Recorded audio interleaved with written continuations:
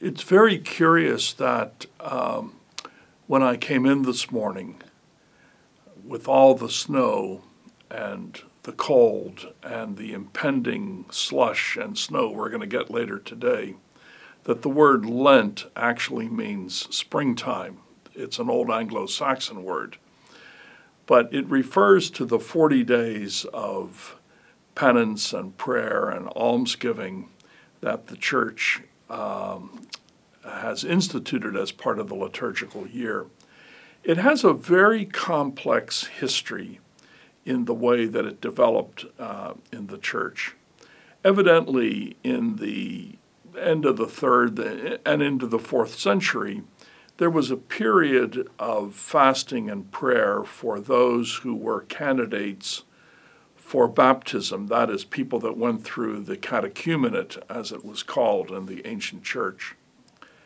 And somewhere, maybe in the 5th century, it also became the period in which people who were doing public penance for their sins were reconciled to the church.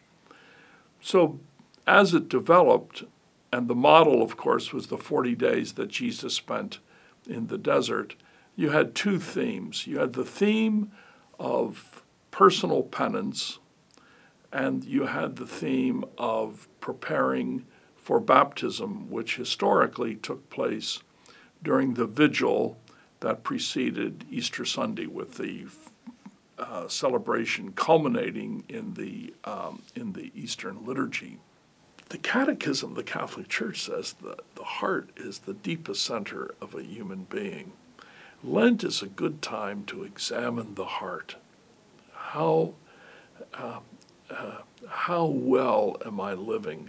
What ways are my heart closed off, etc.?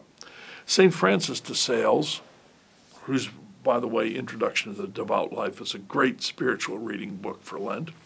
St. Francis de Sales always used to say, when he would meet people, he wouldn't say, "Good morning, how are you?" Francis de Sales used to say, "How is your heart? How is your heart? Is your heart at ease today, at rest today? Are you troubled today? Is your heart hardened? Is your heart bitter?" And so on and so forth. How is your heart? I told that little story in class a couple years ago, and just a week ago, I had lunch with a former student of mine, and when she walked into the little foyer of the restaurant, she said, "Oh, Professor Cunningham, how is your heart?" She remembered that phrase.